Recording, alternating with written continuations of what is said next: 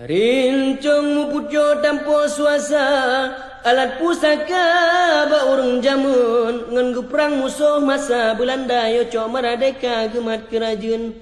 Rakyat dia cukup merana lagi umpama pada tengah kong, aku neng pada ujun pitika je iraya jiba meatung. Mita rezeki payah lumpana, urung ka trauma gedengar tamtum, taja ula otak kor kebuya, taja lama rimba tak kor kerimung.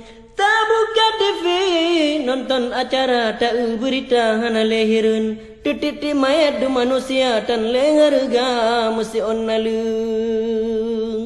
Mungkin naritnya dumha bajamun natam melintung di keke mata niba uronyo jaro talintung ta doa Bandung Aceh